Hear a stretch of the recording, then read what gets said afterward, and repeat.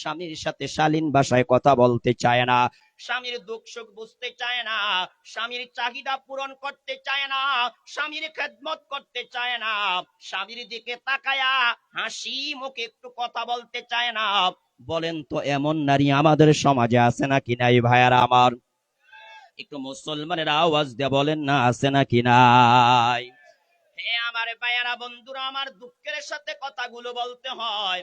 যেই পুরুষ মাতার গাম পায়ে ফেলে তার জীবন বাজি রেখে টাকা ইনকাম করে স্ত্রীকে সুখে রাখার জন্য, ভালো খাওয়ানোর জন্য, ভালো পড়ানোর জন্য, ভালো জায়গায় রাখার জন্য, ভালো ভালো কাপড় কিনে দেওয়ার জন্য, অথচ সেই পুরুষটাই যখন তার কাছে কল করে ওই পুরুষের সাথে সে হাসি মুখে কথা বলতে চায় না, সেই পুরুষটার মন সে জয় করতে চায় না, সেই পুরুষটাই যখন বাড়িতে আসে তার সাথে হাসি মুখে কথা বলতে চায় না, তার প্রয়োজন পূরণ করতে চায় না, তার চাহিদা পূরণ করতে চায় না, তার খেদমত করতে চায় না, তার সেবা যত্ন করতে চায় না, তার দুঃখ সুখ বুঝতে চায় না, কিন্তু একজনে খাওয়ায়, একজনে পড়ায়, অসুস্থ হলে একজনে চিকিৎসা করায়, কিন্তু খুশি করে অন্য বেগানা পুরুষকে, আনন্দ করে অন্য বেগানা পুরুষ নিয়ে।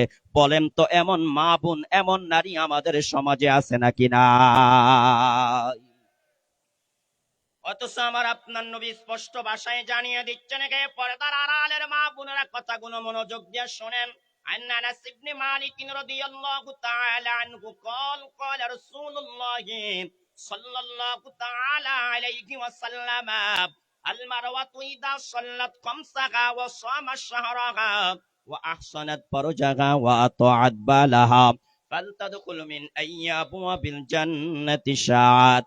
নবীজি বলেন, যেই নারী চার কাজ করে মৃত্যুবরণ করবে ওই নারী মরতে দেরি আল্লাহর জান্নাতে যেতে দেরি হবে না। চিল্লায়া বলি সুবহানাল্লাহ। পর্দার আড়ালের মা বোনেরা কথাগুলো মনোযোগ দিয়ে শোনেন। কেন আপনি আপনার মেয়েকে মহিলা মাদ্রাসায় পাঠাবেন? কেন আপনি আপনার মেয়েকে মহিলা মাদ্রাসায় পড়াবেন? কেন আপনি আপনার মেয়েকে দ্বীনি শিক্ষা দিবেন? কেন আপনি আপনার মেয়েকে কোরআনের সহিহ তিলাওয়াত শিক্ষা দিবেন? কেন আপনি আপনার মেয়েকে ইলমে নববী শিক্ষা দিবেন? হে পর্দার আড়ালের মা বোনেরা, আমার আপনার নবী বলেন, এক নম্বরে যেই নারী 5 ওয়াক্ত নামাজ যথা সময়ে যথা নিয়মে পালন করবে, 2 নম্বরে যেই নারী কি করবে, লজ্জাস্থানের হেফাজত করবে, 3 নম্বরে যেই নারী রমজান মাসের রোজাগুলো রাখবে, 4 নম্বরে যেই নারী ওয়া আতাআত বালাহা স্বামীর আনুগত্য করবে, স্বামীর কমন মতে চলবে, স্বামীর কথা মতে চলবে, স্বামী যেভাবে চালাইতে চায় সেভাবে সে চলবে। আল্লাহর হাবিব বলেন, যেই নারী এই 4 কাজ করে মৃত্যুবরণ করবে আল্লাহ তাআলা খুশি হয়ে তাকে বলবে, ওহে আমার বান্দি, তোমার সম্মানার্থে জান্নাতের 8টা দরজা খুলে দেওয়া হইল, যেই দরজা দিয়ে মনে চায় সেই দরজা দিয়ে তুমি আমি আল্লাহর জান্নাতে প্রবেশ করো। চিল্লায়া বলি সুবহানাল্লাহ। তাই ভাইয়ারা আমার, বন্ধুরা আমার, আল্লাহর হাবিব বলেন, যেই নারী স্বামীর খেদমত করে মরবে ওই নারী জান্নাতে যাবে। এরে পরে দাঁড়ালেন মা, চাচাতো ভাইকে খুশি করে মরলে জান্নাত পাইবা না, ফুফাতো ভাইকে খুশি করে মরলে জান্নাত পাইবা না, ওই ফেসবুকে পরিচিত বন্ধুকে খুশি করে মরলে জান্নাত পাইবা না, তোমার প্রেমিককে খুশি করে মরলে তুমি জান্নাত পাইবা না। যদি জান্নাতে যেতে হয় স্বামীকেই খুশি করা লাগবে। কথা ঠিক না ব্যাঠিক ভাইয়ারা আমার? এখানে আর একটা কথা মনে রাখেন, কোন মা বোনের যদি বিয়ে হয়ে যায়, কোন মেয়ের যদি বিয়ে হয়ে যায়, আর যখন সে স্বামীর ঘরে চলে যাবে ওই সময় শুধুমাত্র কেবলমাত্র স্বামীর কথা মতেই চলতে হবে, বাবা মার কথাকে প্রাধান্য দেওয়া যাবে না। কোন মেয়ে বাবাকে মাকে খুশি করে জান্নাত পাবে না। জান্নাতে যেতে হলে শুধুমাত্র কেবলমাত্র স্বামীকেই খুশি করা লাগবে। কথা ঠিক না বেঠিক? আর আমরা যারা পুরুষ আছি ভাইয়ারা আমার, যদি আমরা জান্নাতে যেতে চাই, জান্নাত পেতে চাই, আল্লাহর হাবিব বলেন, তোমরা তোমাদের মা বাবাকে খুশি করা লাগবে। তাম দুনিয়ার যত ইমানদার পুরুষ আছে তাদেরকে মা বাবাকে খুশি করলেই জান্নাত পেতে পারে। আর তামাম দুনিয়াতে যত ইমানদার নারী আছে তারা জান্নাতে যেতে হলে স্বামীকেই খুশি করা লাগবে। এই ছাড়া অন্য কাউকে খুশি করে আল্লাহর জান্নাত পাবে না। ঠিক না বেঠিক? তিরমিজির বর্ণনা আসছে, ক্বালা রাসূলুল্লাহ সাল্লাল্লাহু তাআলা আলাইহি ওয়াসাল্লাম, আইয়ুমা ইমরাতিন ওয়া মাতাত যাওজুহা আনহা রাদিন দাখালাতিল জান্নাহ। হে পর্দার আড়ালের মা বোনেরা, একটু অন্তরে কান দিয়ে কথাগুলো শুনেন মা। একটু মোবাইলটা হাতের থেকে বন্ধ করে দেন, মোবাইলটা একটু হাতের থেকে রেখে দেন মা। আপনি একটু মনোযোগ দিয়ে পর্দার আড়াল থেকে একটু নির্জন কক্ষে বসে কথাগুলো একটু অন্তরে কান দিয়ে শোনেন। হে মা, একান্ত প্রয়োজনীয় কথা বলতেছে, একটু মনোযোগ দিয়ে শোনেন। হে পর্দার আড়ালের মা বোনেরা, মনোযোগ দিয়ে কথাগুলো শোনেন। আমার আপনার নবী বলেন, যেই নারীর মৃত্যু এমন অবস্থা আসবে, যেই স্ত্রীর মৃত্যু এমন অবস্থায় আসবে যে সে তার স্বামী তার প্রতি খুশি ছিল, তার স্বামী তার প্রতি রাজি ছিল, স্বামীকে খুশি করে যেই স্ত্রী মৃত্যুবরণ করবে, স্বামীকে রাজি করে যে স্ত্রী মৃত্যুবরণ করবে, যে স্ত্রীর মৃত্যু এমন অবস্থা আসবে যে তার স্বামী তার প্রতি খুশি ছিল, রাজি ছিল, নবী বলেন মরতে দেরি, রব খুশি হয়ে ওই নারীকে জান্নাত দিতে দেরি হবে না। বলি সুবহানাল্লাহ। হে আমার মা বোনেরা, স্বামীকে খুশি করার অনেকগুলো মাধ্যম আছে, স্বামীর মনে আনন্দ দেওয়ার অনেকগুলো মাধ্যম আছে। হে পর্দার আড়ালের মা বোনেরা, দুঃখের বিষয়, বহু পুরুষেরা আমাদেরকে বলে, হুজুর এই বিষয়ে একটু আলোচনা করেন।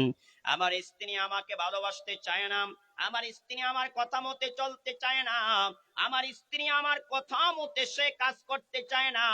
হে পর্দার আড়ালের মা বোনেরা, আমি কসম বিল্লাহ, আল্লাহর নামের কসম করে বলতে পারি, তামাম দুনিয়ার সমস্ত পুরুষকে যদি আপনি খুশি করে ফেলেন, তারপর আপনি জান্নাতে যেতে পারবেন না। যদি আপনার স্বামী আপনার উপর নারাজ থাকে, আপনার স্বামী যদি আপনার উপর অসন্তুষ্ট থাকে, মদিনাওয়ালা নবী বলেন এই নারীর জন্য আল্লাহ জান্নাতটা হারাম করে দিবে, এই নারী জান্নাতে যেতে পারবে না। আর যদি তামাম দুনিয়ার মানুষ আপনি ইসলাম পালন করার কারণে আপনার উপর অসন্তুষ্ট হয়ে যায়, কিছু আসে যায় না। আপনার স্বামী যদি আপনার প্রতি খুশি থাকে, রসুল বলেন মরতে দেরি, আল্লাহ ওই নারীকে জান্নাত দিতে দেরি হবে না। বলি সুবহানাল্লাহ। তাই মা বোনেরা আমার, এখানে ছোট্ট আর একটা কথা বলে যায়, দেখবেন বহু মা বোন আছে যখন বেড়াতে যায় তখন ইচ্ছা মতন সাজগোজ গ্রহণ করে, ঠিক না বে ঠিক ভাইয়ারা আমার, বাড়িতে সবচেয়ে দামি পোশাক যেটা সেটাই পরিধান করেন। হ্যাঁ আমার পর্দার আড়ালের মা বোনেরা, কিন্তু আপনার স্বামী যখন বাড়িতে আসে তখন আপনার মধ্যে কোনো ভূমিকাই থাকে না, ঠিক না বে ঠিক ভাইয়ারা আমার। অথচ আল্লাহর হাবিব বলেছেন, যখন কোন স্বামী দূর থেকে বাড়িতে আসবে, প্রবাস থেকে বাড়িতে আসবে, অথচ অথবা 1 মাস 1.5 মাস 2 মাস পরে সে চাকুরি করে বাড়িতে আসবে, আল্লাহর হাবিব বলেন কোন স্বামী যদি বাড়িতে আসে, বাড়িতে আসার পূর্বে সে তার স্ত্রীকে জানিয়ে দিবে আমি বাড়িতে আসতেছি। নবী বলেন তখনই তার স্ত্রী স্বামীর আগমনের কথা শুনে সে তার শরীর পরিষ্কার করে নেবে, সে গোসল করে নেবে, সে পরিপাটি হয়ে থাকবে, সুন্দর জামা পরিধান করে থাকবে, সুগন্ধি ব্যবহার করে থাকবে, সুন্দর মতন সাজগোজ গ্রহণ করে থাকবে।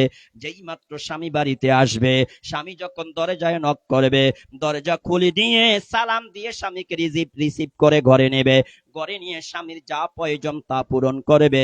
কিন্তু দুঃখের বিষয় হলো আমাদের মা বোনের এটা করতে চায় না, স্বামী বাড়ি থাকা অবস্থায় চিরাপাটা কাপড় পরিধান করে, ঠিক না বে ঠিক ভাইয়ারা আমার, সাজগোজ গ্রহণ করতে চায় না।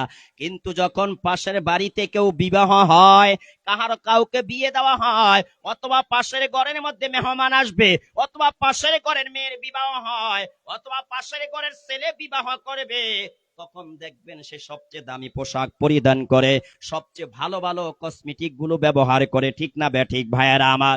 হে পর্দার আড়ালের মা বোনেরা, ভালোভাবে মনে রাখবেন, ভালোভাবে মনে রাখবেন, আপনি আপনার স্বামীর সামনে যত বেশি পারেন তত সাজগোজ গ্রহণ করবেন। আপনি আপনার স্বামীর মন যেভাবে পারেন সেভাবে আপনি জয় করবেন, যেভাবে পারেন সেভাবে স্বামীর মনে আনন্দ দিবেন। তাহলে আপনি আপনার স্বামীর নেক দোয়া পাইবেন, আপনার স্বামীর চরিত্র ঠিক থাকবে, আপনার স্বামী সৎ পথে চলবে, আর আপনি যে অবস্থায় মরতে পারেন আল্লাহ খুশি হয়ে আপনাকে জান্নাত দিয়ে দিবে। চিল্লায়া বলি সুবহানাল্লাহ। হে আমার পর্দার আড়ালের মা বোনেরা, এখানে ছোট্ট একটা হাদিসের অনুবাদ মনে রাখেন। আপনারা যখন বাড়ির থেকে বের হয়ে যান, অনেক যুবতী বোন আছেন, আপনি কলেজে যান, ভার্সিটিতে যান, স্কুলে যান, মাদ্রাসায় যান, কিন্তু বোন আপনি মাদ্রাসায় যাওয়ার পূর্বে, ভার্সিটিতে যাওয়ার পূর্বে, শিক্ষাঙ্গনে যাওয়ার পূর্বে আপনি গোসল করেন। গোসল করার পরে আপনি সুগন্ধময় জিনিস আপনার শরীরের মধ্যে আপনি মাখেন, যেমন পাউডার, সুনুর অথবা আতর, সুগন্ধি ভাইয়ারা আমার, পারফিউম অথবা সেন্ট ব্যবহার করে। বলেন তো মা বোনেরা বর্তমানে এগুলা ব্যবহার করে কি করে না ভাইয়ারা আমার? আল্লাহর হাবিব বলেন, যখনই কোন নারী ঘর থেকে বের হওয়ার ইচ্ছা পোষণ করে আর যাওয়ার পূর্বে যদি সে কোনো সুগন্ধি ব্যবহার করে, কোন আতর ব্যবহার করে, পারফিউম ব্যবহার করে, সেন্ট ব্যবহার করে, সুনু পাউডার ব্যবহার করে অথবা সুগন্ধময় তেল ব্যবহার করে, নবী বলেন এই নারীটা যতটা পুরুষের পাশ দিয়ে অতিক্রম করে, তার শরীর থেকে যতটা পুরুষের নাকের মধ্যে সুগন্ধি যায়, আল্লাহর হাবিব বলেন ততটা পুরুষের সাথে জিনা করলে যত গুনাহ হয়, এই নারীর আমল নামায় সেই পরিমাণ জিনার গুনাহ লেখা হয়। চিল্লা বলি না আউযুবিল্লাহ। এটা আমি বলি নাই, নবীজি বলেছেন, তিরমিজি শরীফের হাদিস। قال رسول الله صلى الله تعالى عليه وسلم كل عين زانية والمروة إذا استعطرت فمرت بالمجلس فهي كذا وكذا يعني زانية। আমার আপনার নবী বলেন, প্রত্যেকটা কুদৃষ্টির বিনিময়ে আমল নামা জিনার গুনাহ লেখা হয়। এরে পর্দার আড়ালের মা, আপনি বোরকা পরেন, হাত মোজা, পা মোজা সব কিছু আপনি লাগাইলেন, কিন্তু রাস্তা দিয়ে হাঁটার সময় আপনি আপনার চোখের বোরকার ফাঁকে দিয়ে আপনি চোখ দিয়ে বেগানা পুরুষের দিকে তাকান। আল্লাহর হাবিব বলেন প্রত্যেকটা নজরের বিনিময় আমল নামা জিনার গুনাহ লেখা হয়। চিল্লা বলি না আউযুবিল্লাহ। বহু মা বোন রয়েছেন বোরকা পরিধান করে, হাত মৌজা পরিধান করে, পা মৌজা পরিধান করে, কিন্তু যখন রাস্তা দিয়ে হাঁটে তখন তারা চোখ দিয়ে বেগানা পুরুষের দিকে তাকিয়ে থাকে, বেগানা পুরুষকে তারা চোখ দিয়ে দেখেন। আল্লাহর হাবিব বলেন কুল্লু আইনিন জানিয়া, প্রত্যেকটা কুদৃষ্টির বিনিময়ে আমল নামা জিনার গুনাহ লেখা হয়। এরে মা, তুমি পুরুষের নজর থেকে বাঁচার জন্যই তো হাত মোজা পরিধান করলাম, পা মোজা পরিধান করলাম, বোরকা পরিধান করলাম, কিন্তু তুমি যদি তারপর তোমার চোখ দিয়ে যদি বেগানা পুরুষের দিকে তাকাও, তাহলে তোমার আমল নামা জিনার গুনাহ হবে মা। তাই সাবধান সাবধান। 3.5 হাত বডিটা তুমি দেখেছ, হাত দেখেছ, পা দেখেছ, যদি তার সাথে তুমি তোমার চোখের হেফাজত না করো, তাহলে তো তোমার আমল নামায় জিনার গুনাহ উঠতেই থাকবে। ঠিক না বেঠিক? এই জন্য আল্লাহ তাআলা স্পষ্ট ভাষায় জানিয়ে দিচ্ছেন, কুল্লিল মুমিনিনা ইয়াগুদ্দু মিন আবসারিহিম ওয়া ইয়াহফাজু ফুরুজাহুম। আল্লাহ বলেন, হে নবী, আপনি তামাম দুনিয়ার সমস্ত ঈমানদার পুরুষদেরকে জানায়া দেন, তারা যাতে তাদের চক্ষুকে অবনত করে, তারা যাতে তাদের চক্ষুর হেফাজত করে। রাস্তা দিয়ে হাঁটার সময় চোখের হেফাজত করা লাগবে, মার্কেটও চোখের হেফাজত করা লাগবে, পার্কে গেল চোখের হেফাজত করা লাগবে। সদা সর্বদা একজন পুরুষ, ইমানদার পুরুষ, বেগানা নারীর থেকে চোখকে হেফাজত করা লাগবে। আল্লাহ বলেন, বন্ধুকে আমার, আপনি কুল কায়নাতের সমস্ত ইমানদার পুরুষদেরকে জানিয়ে দেন, তারা যাতে তাদের চোখের হেফাজত করে। 2 নম্বরে, তারা যাতে তাদের লজ্জাস্থানের হেফাজত করেন। আল্লাহ তাআলা তারপরে বলেন, নবী, ওয়া কুল্লিল মুমিনাতি ইয়াগদুদনা মিন আবসারিহিন্না ওয়া ইয়াহফাজনা ফুরুজাহুন্না। আল্লাহ তারপরে বলেন, বন্ধুকে আমার, তামাম দুনিয়ার সমস্ত ইমানদার নারীদেরকে আপনি জানায়া দেন, তারা যাতে তাদের চোখের হেফাজত করে। তারা যখন রাস্তায় চলবে, তারা যখন প্রয়োজনে মার্কেটে যাবে, প্রয়োজনে তারা ব্যাংকে যাবে, প্রয়োজনে তারা অফিস আদালতে যাবে, তারা শিক্ষাঙ্গনে যাবে, হে নবী, আপনি ইমানদার নারীদেরকে বলে দেন, তারা যাতে তাদের চোখের হেফাজত করে। এর বোন বোরকা পড়লা, হাত মোজা, পা মোজা পড়লা, এবার যদি তুমি চোখ দিয়ে তাকায়া তাকায়া বেগানা পুরুষের দিকে দেখে দেখে চোখের মজা নাও, তাহলে তোমার আমল নামা জিনার গুনাহ উঠবে। আল্লাহ তাআলা আরো বলেন, হে নবী, আপনি বলেন তামাম দুনিয়ার ইমানদার নারীরা যেন তাদের লজ্জাস্থানের হেফাজত করে। এবার বলবেন, হুজুর, চোখ আর লজ্জাস্থানের হেফাজত করলে লাভ কি, ফায়দা কি? আবার আপনার নবী স্পষ্ট ভাষায় জানিয়ে দিচ্ছেন, বুখারী শরীফের হাদিসের মধ্যে আসছে, قال رسول الله صلى الله عليه وسلم من يضمن لي ما بين لحييه وما رجليه أضمن له الجنة নবী বলেন কে আমার উম্মতরা শোনো যদি দুটি অঙ্গের হেফাজত করার জিম্মাদারি আমাকে দিতে পারো আমি নবী কিয়ামতের ময়দানে তোমাদেরকে জান্নাতে নেব চিল্লায়া বলি সুবহানাল্লাহ আমার আপনার নবী বলেন হে আমার উম্মতরা শোনো এক নম্বরে যদি দুই ঠোঁটের মধ্যবর্তী অঙ্গ এই জিহ্বাটার হেফাজত করতে পারো এই জিহ্বা দ্বারা মিথ্যা বলবে না এই জিহ্বা দ্বারা মিথ্যা সাক্ষী দিবে না এই জিহ্বা দ্বারা গীবত করবে না চগলখড়ি করবে না এই জিহ্বা দ্বারা কখনো কাউকে গালাগালি করবে না কখনো কাউকে কটু কথা বলে কষ্ট দিবে না আল্লাহর হাবিব বলেন আমার যে উম্মত দুইটা অঙ্গকে হেফাজত করার জিম্মাদারি আমি মুহাম্মদকে দিতে পারবে এক নম্বরে জিহ্বার হেফাজত করার জিম্মাদারি আমাকে দিবে দুই নম্বরে লজ্জাস্থানের হেফাজতের জিম্মাদারি আমাকে দিবে আল্লাহর হাবিব বলেন আমি তার জন্য জান্নাতের জিম্মাদারি নিলাম চিল্লায়া বলি সুবহানাল্লাহ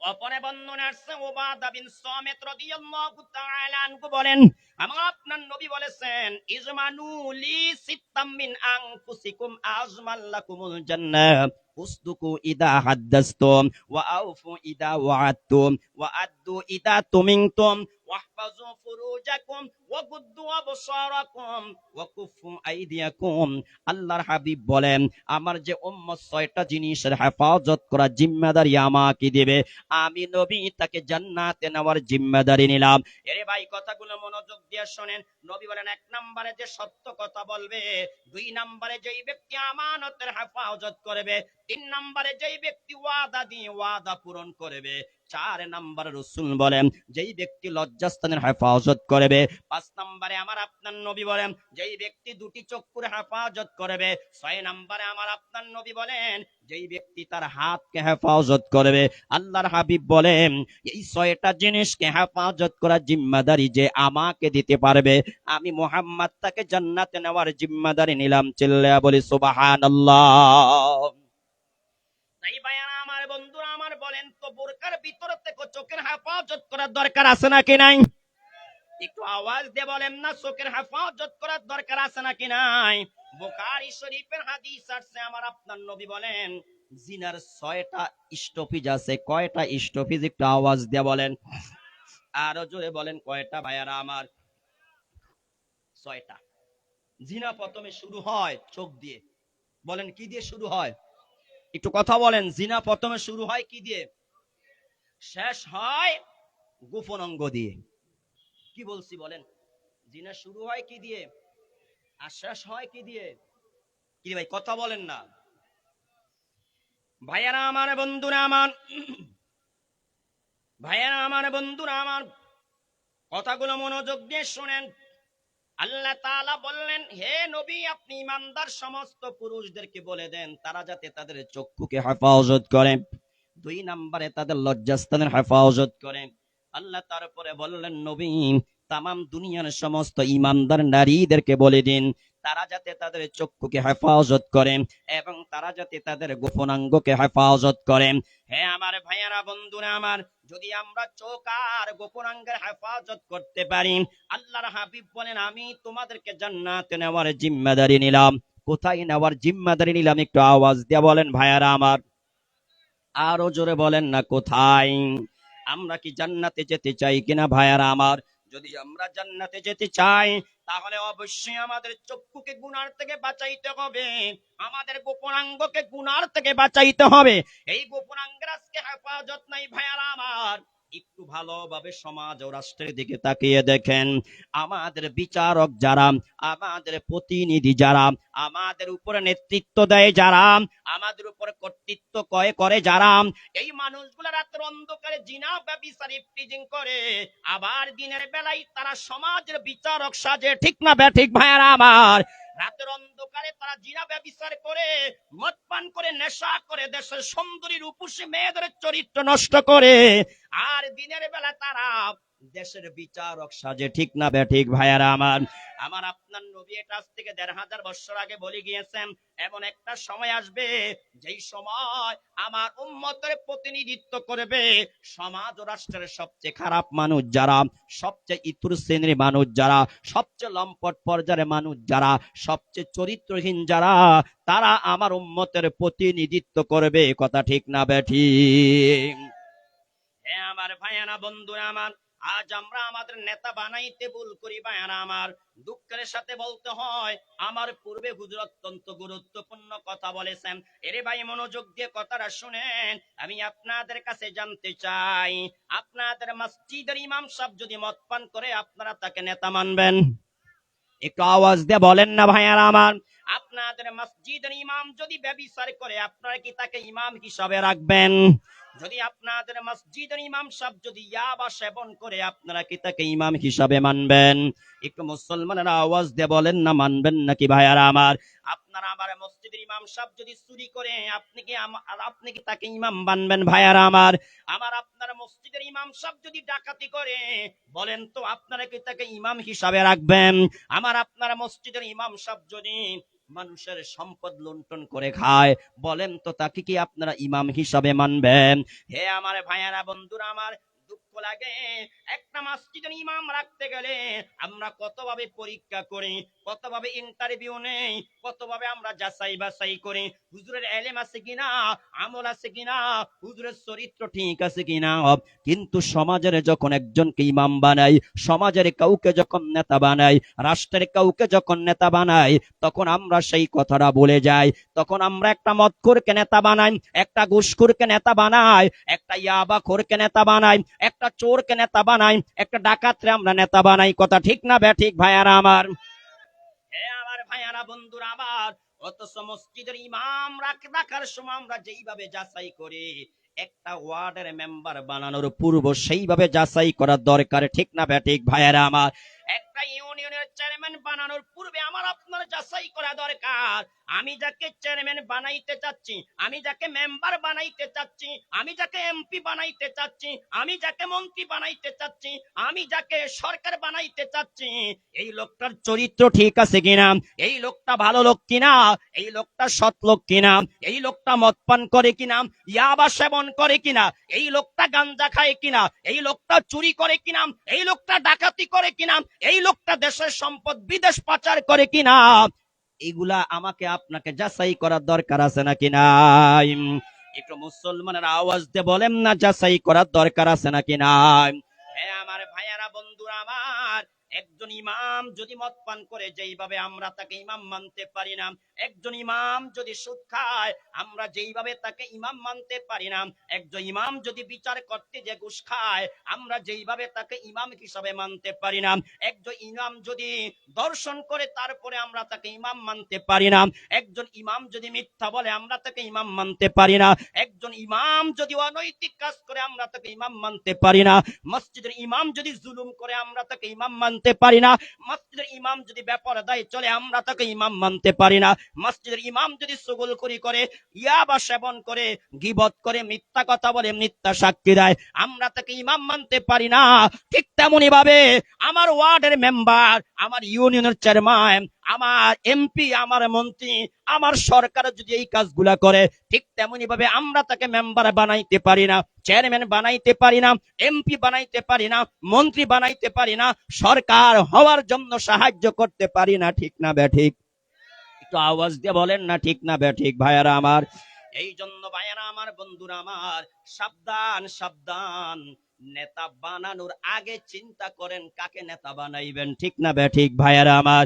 যদি একটা চোরকে আপনি মেম্বার বানান, একটা চোরকে যদি আপনি কি করেন চেয়ারম্যান বানান, একজন চোরকে যদি আপনি এমপি বানান, একজন চোরকে যদি আপনি মন্ত্রী বানান, কসম বিল্লাহ 54 বছর নয়, 54 লক্ষ বছরে চলে গেল, এই দেশের কোনোদিন পরিবর্তন হবে না, জনগণের কোনোদিন পরিবর্তন হবে না, এই দেশের কোনোদিন পরিবর্তন হবে না। কথা ঠিক না ঠিক ভাইয়ারা আমার? এই জন্য সাবধান সাবধান, নেতা বানানোর আগে চিন্তা করো কাকে নেতা বানাইবা। কি মদখোরকে নেতা বানাইবা, না ঘুষখোরকে নেতা বানাইবা, না ইয়াবাখোরকে নেতা বানাইবা? নেতা বানানোর আগে চিন্তা করো, নেতা বানানোর পরে চিন্তা করে কোনো লাভ হবে না, পায়ে ফায়দা হবে না, ঠিক না ঠিক ভাইয়ারা আমার। এই জন্য সাবধান, সামনে নির্বাচন আসতেছে, এখনই চিন্তা করেন কাকে আপনি সমর্থন দিবেন, কাকে আপনি ভোট দিবেন, কার পক্ষ আপনি অবলম্বন করবেন। যারা কথার কথাই বলেন আমরা শরিয়া টরিয়া মানি না, আমরা ইসলাম মানি না, আমরা ইসলামী বিধান মানি না, হে আমার ভাইয়ারা বন্ধুরা আমার, যারা বলে আমরা শরিয়া মানি না, স্পষ্ট প্রমাণ হয়ে গেল তো আল্লাহর কোরআন মানে না, ঠিক না ঠিক কথা বলেন। যারা বলে আমরা শরিয়া আইন মানি না, শরিয়া আইন মানি না মানে হলো আল্লাহর কোরআনকে আমরা মানি না, ঠিক না ঠিক ভাইয়েরা আমার। তাহলে যারা প্রকাশ্যে বলে আমরা আল্লাহর কোরআন মানি না, শরিয়া আইন আমরা মানি না, স্পষ্ট তাদের ঈমান নাই, ঈমান নাই, ঈমান নাই, তারা বেঈমান, বেঈমান, বেঈমান, কথা ঠিক না ঠিক ভাইয়েরা আমার।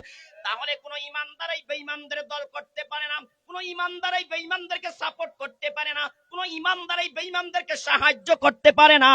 কারণ ইমানদার তো ইমানদারকে সাপোর্ট করবে, ইমানদার তো ইমানদারকে সাহায্য করবে, ইমানদার তো ইমানদারের দল করবে, কথা ঠিক না ঠিক? হে আমার ভাইয়ারা বন্ধুরা আমার, কথাগুলো মনোযোগ দিয়ে শোনেন। কিছুদিন পূর্বে আমাদের দেশে আবুল সরকার নামে একজন বাউল, আমাদের দেশের আবুল সরকার নামের একজন বাউল আল্লাহর বিরুদ্ধে কথা বলল, আল্লাহর বিরুদ্ধে কটূক্তি করল, আল্লাহর শানে এমন কথা বলেছে যে এই কথাগুলো কোন সাধারণ মুসলমান মুখ দিয়ে বের করতে পারে না, ঠিক না ঠিক ভাইয়ারা আমার। ইতিপূর্বে তিনি আল্লাহর কোরআন নিয়ে ব্যঙ্গ করল, পর্দা নিয়ে ব্যঙ্গ করল, বারবার আল্লাহর বিরুদ্ধে কি করল, অপমানমূলক কথা বলল।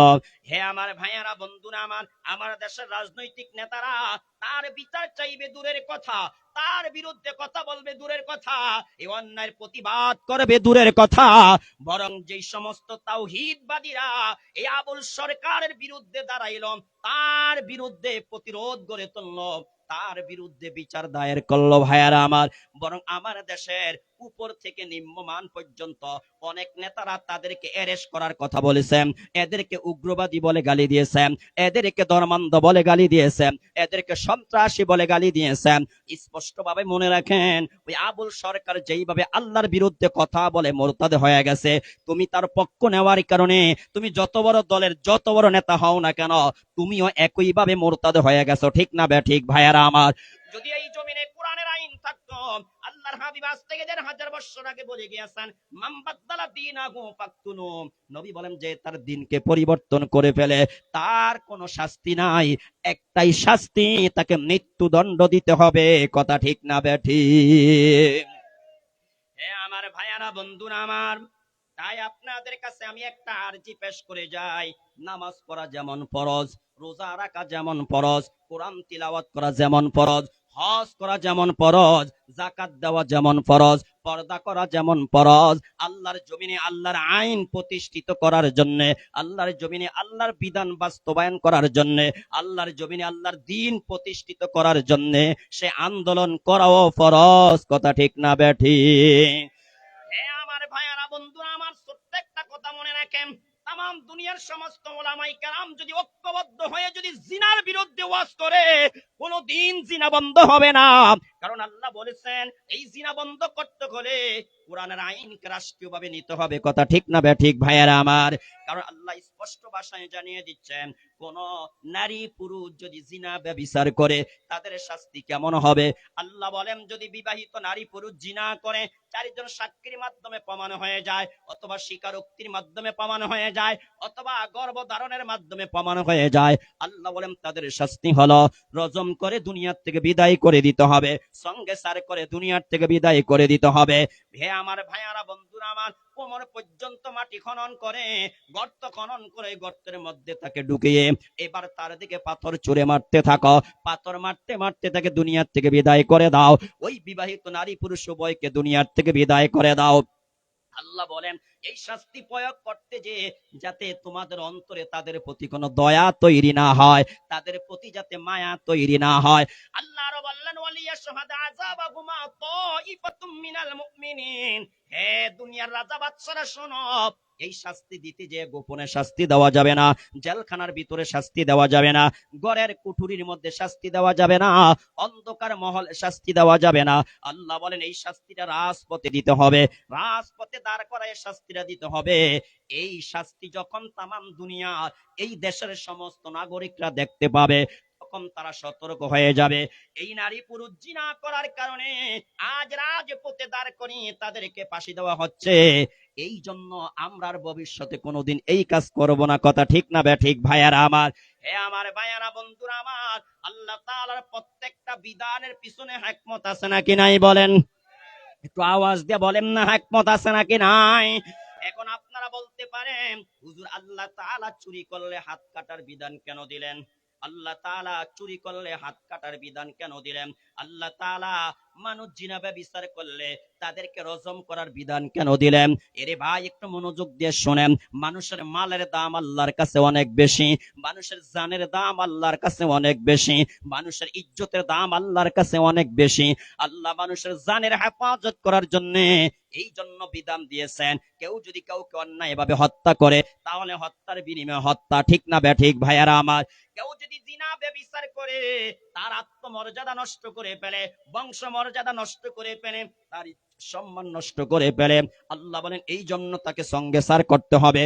আর কেউ যদি কারো মাল চুরি করে, আল্লাহ বলেন এই জন্য হাত কাটার বিধান দিলাম, যাতে ভবিষ্যতে কেউ আর কারো মাল অন্যায় ভাবে চুরি করতে না পারে। ঠিক না ঠিক? হে আমার ভাইয়ারা, বন্ধুরা আমার, এখানে ছোট্ট একটা হাদিস মনে রাখেন, কথা লম্বা হয়ে যায়। আব্দুল্লাহ বিন ওমর রাদিয়াল্লাহু তাআলা আনহু থেকে বর্ণিত, তিনি বলেন, রাআইতু রাসূলুল্লাহি সাল্লাল্লাহু আলাইহি ওয়াসাল্লাম ইয়াতুফু বিল কাবা। আব্দুল্লাহ বিন ওমর রাদিয়াল্লাহু তাআলা আনহু বলেন, আমি আল্লাহর নবীকে দেখলাম, তিনি আল্লাহর ঘর বাইতুল্লাহ তাওয়াফ করতেছেন, তিনি আল্লাহর ঘর বাইতুল্লাহ জিয়ারত করতেছেন। এক পর্যায়ে নবী বললেন, হে কাবা শোনো, তুমি কতই না সম্মানিত, তুমি কতই না মর্যাদার অধিকারী, তোমার খুশবু কতই না আকর্ষণীয়। এরে কাবা শোনো, তবে আমি আল্লাহর কসম করে বলি, তোমার চাইতো শ্রেষ্ঠ জিনিস দুনিয়াতে আছে। চিল্লায়া বলি সুবহানাল্লাহ। আমার আপনার নবী তখন বললেন, ওয়াল্লাযী নাফসু মুহাম্মাদিন বিয়াদিহি লা হুরমাতাম মিনকে, হে আল্লাহর ঘর বাইতুল্লাহ শোনো, হে আল্লাহর ঘর বাইতুল্লাহ শোনো, তোমার চাইতো একজন মুমিনের জানের দাম বেশি, তোমার চাইতো একজন মুমিনের মালের দাম বেশি, তোমার চাইতো একজন মুমিনের ইজ্জতের দাম আল্লাহর কাছে কোটি কোটি গুণে বেশি। চিল্লায়া বলি সুবহানাল্লাহ। এর যুবক ভাইয়ারা, পর্দার আড়ালের মা বোনেরা, হাদিসটা বুঝে থাকলে বলেন তো, বাইতুল্লাহর দাম বেশি আল্লাহর কাছে না একজন মুমিনের জানের দাম বেশি? একটু আওয়াজ দিয়ে বলেন। আল্লাহর হাবিব বলেন, হে আমার উম্মতরা শোনো, আল্লাহর ঘরে বাইতুল্লাহর চেয়ে একজন মুমিনের জানের দাম আল্লাহর কাছে বেশি, একজন মুমিনের মালের দাম আল্লাহর কাছে বাইতুল্লাহর চেয়ে বেশি, একজন মুমিনের ইজ্জতের দাম আল্লাহর ঘরে বাইতুল্লাহর চেয়ে আল্লাহর কাছে বেশি। চিল্লায়া বলি সুবহানাল্লাহ।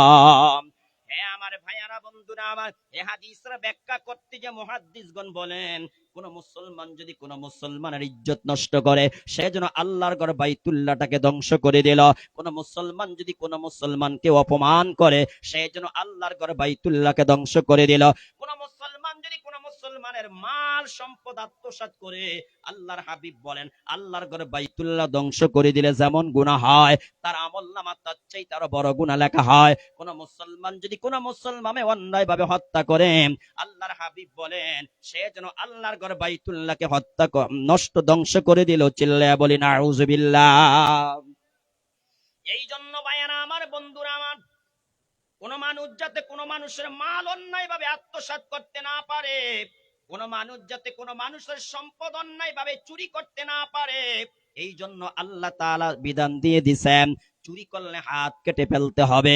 কোন মানুষ যাতে কোন মানুষের ইজ্জত সম্মান নষ্ট করতে না পারে, এই জন্য আল্লাহ তাআলা বিধান দিয়ে দিচ্ছেন।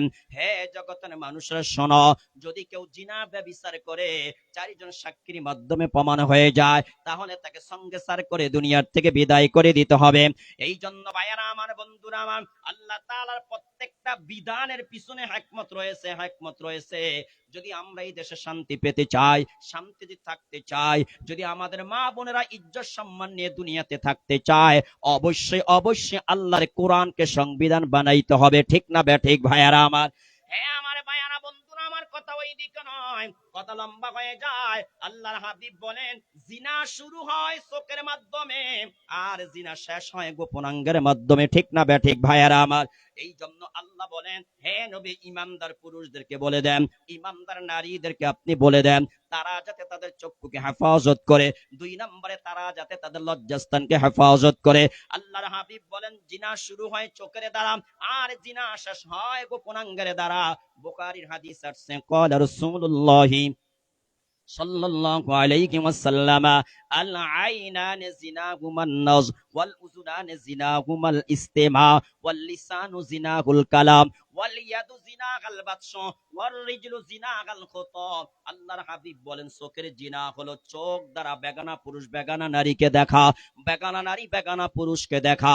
রাসূল তারপরে বলেন মুখের জিনা হলো বেগানা পুরুষ বেগানা নারীর সাথে প্রেমের গল্প করা, বেগানা নারী বেগানা পুরুষের সাথে প্রেমের গল্প করা। রাসূল বলেন হাতের জিনা হলো বেগানা পুরুষ বেগানা নারীকে টাচ করা, বেগানা নারী বেগানা পুরুষকে টাচ করা। আল্লাহর হাবিব 4 নম্বরে বলেন পায়ের জিনা হলো একটা বেগানা পুরুষ বেগানা নারীর সাথে সাক্ষাৎ করার জন্য হেঁটে যাওয়া, একজন বেগানা নারী বেগানা পুরুষের সাথে সাক্ষাৎ করার জন্য দেখা করার জন্য হেঁটে যাওয়া। আল্লাহর হাবিব 5 নম্বরে বলেন অন্তরের জিনা হলো একটা বেগানা পুরুষ বেগানা নারীকে নিয়ে কল্পনা করা, একটা বেগানা নারী বেগানা পুরুষকে নিয়ে কল্পনা করা। আল্লাহর হাবিব বলেন 6 নম্বরে হলো এইভাবে এক এক স্টপিস পার হতে হতে একজন আরেকজনের সাথে একেবারে সত্যিকার অর্থেই গোপনাঙ্গের মাধ্যমে জিনায় লিপ্ত হয়ে যায়। বলি না আউযুবিল্লাহ। তাহলে ভাইয়েরা আমার, বন্ধুরা আমার, বলেন তো জিনা শুরু হয় কিসের দ্বারা? একটু আওয়াজ দিয়ে বলেন না কিসের দ্বারা ভাইয়েরা আমার? একজন যখন আরেকজনকে দেখে তখনই কথা বলার ইচ্ছা জাগে, যখনই একজন আরেকজনের সাথে কথা বলে প্রেমের গল্প করে, ঘন্টার পর ঘন্টা চলে যায়, ঘন্টার পর ঘন্টা চলে যায়, কথা বলতে থাকে, কথা বলতে বলতে একে অপরের সাথে দেখা করার স্পৃহা তৈরি হয়, একে অপরের সাথে সাক্ষাৎ করার স্পৃহা তৈরি হয়, একে অপরকে কাছে পেতে চায়। ঠিক না ঠিক ভাইয়ারা আমার? হ্যাঁ আমার ভাইয়ারা, বন্ধুরা আমার, একে অপরের কথা শুনতে শুনতে শুনতে শুনতে শুনতে শুনতে যখন একে অপরের কাছে ভালো লেগে যায়, আল্লাহর হাবিব বলেন তখন তারা কাছাকাছি হয়, তখন পাও ব্যবহার করতে হয়, পাও দিয়ে হেঁটে যায় তখন পায়ের জিনা শুরু হয়ে যায়, যখন কাছে যায় তখন হাত দিয়ে ধরে তখন হাতের জিনা শুরু হয়ে যায়। আল্লাহর হাবিব বলেন এক পর্যায়ে তারা বাস্তবেই জিনার মধ্যে লিপ্ত হয়ে যায়। কথা ঠিক না বেঠিক? তাই ভাইয়ারা আমার, বন্ধুরা আমার, আল্লাহ তাআলা এই জন্যই বললেন হে ঈমানদার পুরুষরা শোনো, তোমরা তোমাদের চক্ষুকে হেফাজত করো, হে ঈমানদার নারীরা শোনো, তোমরা তোমাদের চক্ষুকে হেফাজত করো আর লজ্জাস্থানের হেফাজত করো। আল্লাহ বলেন যদি চক্ষু আর লজ্জাস্থানের হেফাজত করতে পারো তাহলে মধ্যকানের ওই 4টা অঙ্গকে তোমরা জিনার থেকে বাঁচাইতে পারবে। চিল্লায়া বলি সুবহানাল্লাহ। এই জন্য আগে চোখ হেফাজত করার দরকার আছে নাকি নাই? এরে ভাই আপনি ঢাকা যাবেন, কোথায় যাবেন একটু আওয়াজ দিয়া বলেন? আপনি ঢাকা যাবেন, যেখানে আপনার স্টেশন ভাইয়ার আমার প্রথম স্টেশন, ওখানে যাওয়ার পরে যদি দেখেন বাস বন্ধ হয়ে গেছে, তাহলে বলেন কি আপনি আর এখান থেকে ঢাকা যেতে পারবেন নাকি ভাইয়ারা আমার? এই জন্য